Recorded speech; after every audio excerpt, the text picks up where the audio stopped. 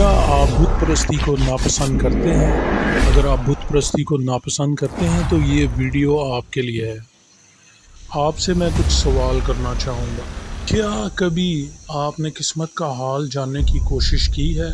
जैसा कि आप अखबारों में या मैगज़ीन्स में पढ़ते हैं और अपनी किस्मत का रोज़ का हाल, महीने का, साल का हाल जानते हैं। और ये किस्मत का हाल जानने के मुख्तलिफ़ ज़राए हैं, जैसा कि आप अखबारों में देखते हैं, मैगज़ीन्स में देखते हैं कि आज का आपका दिन कैसा गुज़रेगा, महीने का आपका दिन कैसा गुज़रेगा, हफ़्ता कैसा गुज़रेगा, साल कैसा गुज़रेगा।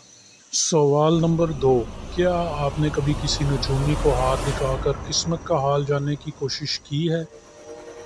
सवाल नंबर 3, क्या कभी आप किसी जादूगर के पास तो नहीं गए किसी काम से?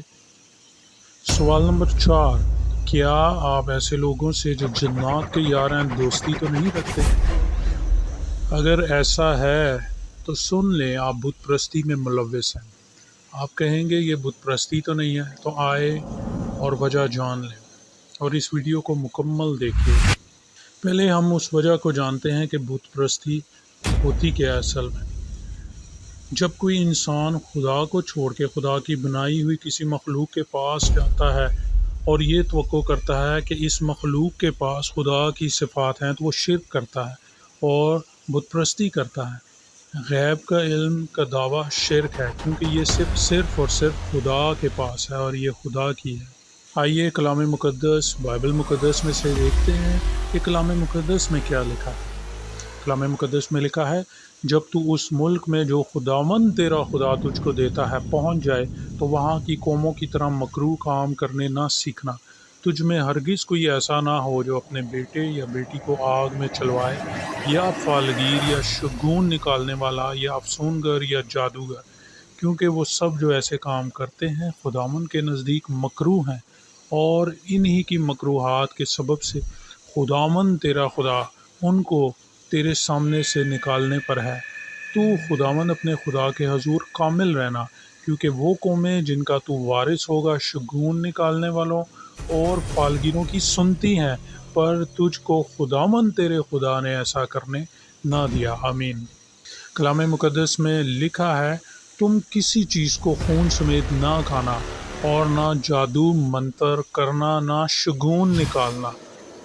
जो जन्नात के यार हैं और जो जादूगर है, तुम उनके पास ना जाना और ना उनके तालिब होना कि वो तुमको नजस बना दे। मैं खुदावंद तुम्हारा खुदा हूँ। और जो शख्स जन्नात के यारों और जादूगरों के पास जाए कि उनकी पैरवी में ज़िना करे, मैं उसका मुखालिफ होऊंगा और उसे उसकी कौम में से काट डालूंगा। आमीन। खुदावंद का कलाम हमें वार्निंग देता है कि हमने ऐसे काम नहीं करने। अब हम कलाम मुक़द्दस में देखते हैं कि ये सिफ़ात खुदा की हैं। गैब का इल्म रखना ये खुदा की ज़ात की सिफ़त है। तो आइए हम कलाम मुक़द्दस में देखते हैं किन आयात में लिखा है कि खुदा के पास ये सिफ़त मौजूद है। कलाम मुक़द्दस में लिखा है, हमारा खुदावंद बुज़ुर्ग और कुदरत में अज़ीम है, उसके फ़हम की इंतहा नहीं। ज़बूर 139 पहली से चौथी आयत में लिखा है, ऐ खुदावंद तूने मुझे जांच लिया और पहचान लिया, तू मेरा उठना बैठना जानता है, तू मेरे ख्याल को दूर से समझ लेता है, तू मेरे रास्ता की और मेरी ख्वाबगाह की छानबीन करता है और मेरी सब रविशों से वाकिफ़ है। देख, मेरी ज़ुबान पर कोई ऐसी बात नहीं जिसे तू ए खुदावंद पूरे तौर पर ना जानता हो। आमीन। इस आयत में हम देखते हैं कि खुदावंद सर से लेकर पाँव तक हमें जानता है और पहचानता है, और ये सब इंसानों के लिए है। खुदा हर इंसान को जांच लेता है और पहचान लेता है, और उसका उठना बैठना भी जानता है, और उसकी ख्वाबगाह के ताल्लुक से भी जानता है, और उसकी सब रविशों से वाकिफ़ है। और कोई भी ऐसी बात जो हम सोचते हैं या बोलते हैं, वो ऐसी नहीं जो खुदा को पता ना हो। ज़बूर 139 1:4 में हम देख सकते हैं। अब अगर नए नामे में देखें तो मत्ती की इंजील में लिखा है कि बल्कि तुम्हारे सर के बाल भी सब गिने हुए हैं। आमीन। यानी कि हमारे सर के बाल जो आज तक कोई नहीं गिन सका, खुदा की ज़ात उनको भी गिन सकती है, और खुदा ने हमें ये बताया है कि तुम्हारे सर के बाल भी सारे गिने हुए हैं। और फिर हम ज़बूर में देखते हैं, ज़बूर में 147 اس کی چوتھی آیت میں لکھا ہے خدا کے تعلق سے کہ وہ ستاروں کو شمار کرتا ہے اور ان سب کے نام رکھتا ہے۔ آمین۔ تو اگر آج آپ دیکھیں، ہم اکثر یہ کہتے ہیں سائنس بہت ترقی کر رہی ہے اور سائنس نے بہت سارے ستاروں کی تصویریں دیکھی ہیں اور ہم آسمان پہ دیکھتے ہیں، لیکن ہم یہ جانتے ہیں کہ ہم ان ستاروں کو گن نہیں سکتے کیونکہ وہ ریت کے ذروں کی مانند ہے، اور آج بھی سائنس یہی کہتی ہے کہ ہم ان ستاروں کو شمار نہیں کر سکتے۔ لیکن خدا کے تعلق سے زبور 147 اس کی چوتھی آیت میں لکھا ہے کہ وہ ستاروں کو گن بھی سکتا ہے، بلکہ خدا نے ان سب کے نام بھی رکھے ہوئے ہیں۔ آمین۔ آگے دیکھتے ہیں کلام مقدس میں خدا کی صفت کے تعلق سے لکھا ہے، اور اس سے مخلوقات کی کوئی چیز چھپی نہیں، بلکہ جس سے ہم کو کام ہے اس کی نظروں میں سب چیزیں کھلی اور بے پردہ ہیں۔ تو ہمیں خدا کی ذات کی یہ صفت معلوم ہونی چاہیے کہ خدا کی نظروں سے کوئی بھی چیز بے پردہ نہیں ہے۔ بعض لوگ پردوں میں گناہ کرتے ہیں اور وہ یہ سمجھتے ہیں کہ انہیں کسی نے نہیں دیکھا، لیکن خدا کی ذات کے آگے سب چیزیں کھلی اور بے پردہ ہیں۔ پہلا تواریخ اس کی 28واں باب اور اس کی 9ویں آیت میں کلام مقدس میں لکھا ہے، اور تو اے میرے بیٹے سلمان اپنے باپ کے خدا کو پہچان اور پورے دل اور روح کی مستعدی سے اس کی عبادت کر، کیونکہ خداوند سب دلوں کو جانتا ہے اور جو کچھ خیال میں آتا ہے اسے پہچانتا ہے۔ اگر تو اسے ڈھونڈے تو وہ تجھ کو مل جائے گا، اور اگر تو اسے چھوڑے تو وہ ہمیشہ کے لیے تجھے رد کر دے گا۔ آمین۔ اور اب ہم زبور 44 میں دیکھتے ہیں اس کی 20ویں اور 21ویں آیت میں کلام مقدس میں لکھا ہے، اگر ہم اپنے خدا کے نام کو بھولے یا ہم نے کسی اجنبی معبود کے آگے اپنے ہاتھ پھیلائے تو کیا خدا اسے دریافت نہ کر لے گا، کیونکہ وہ دلوں کے بھید جانتا ہے۔ آمین۔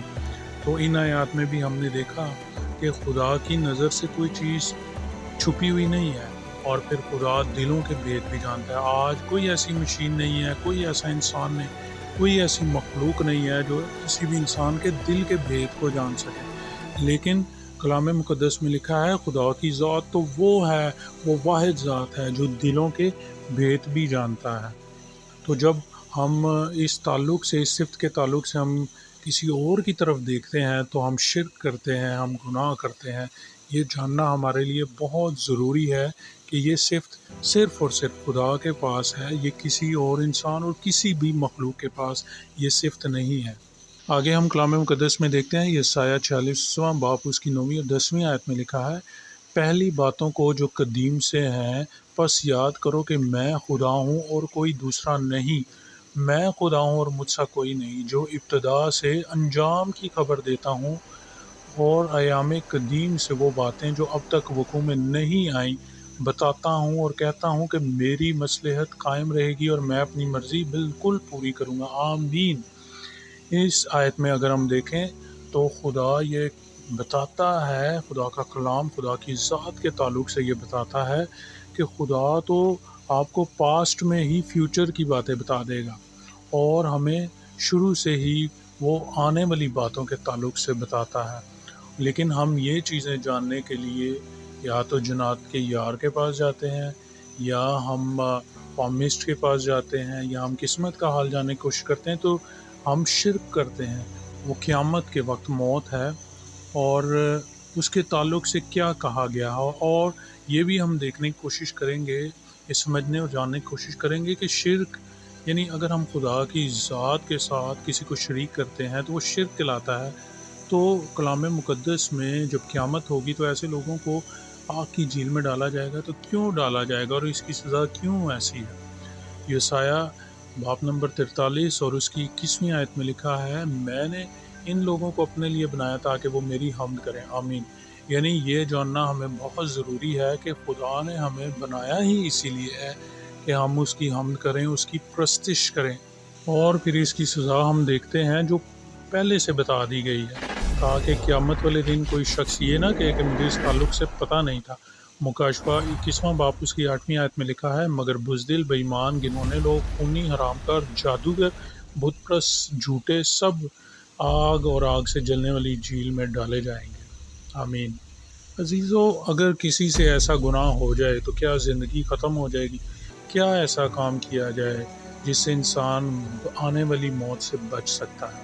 تو اس تعلق سے ہم کرنتھیوں کے خط میں دیکھتے ہیں، لکھا ہے، کیا تم نہیں جانتے کہ بدکار خدا کی بادشاہی کے وارث نہ ہوں گے؟ فریب نہ کھاؤ، آپ فریب نہ کھائیں، نہ حرام کار خدا کی بادشاہی کے وارث ہوں گے، نہ بت پرست، نہ زناکار، نہ عیاش، نہ لونڈے باز، نہ چور، نہ لالچی، نہ شرابی۔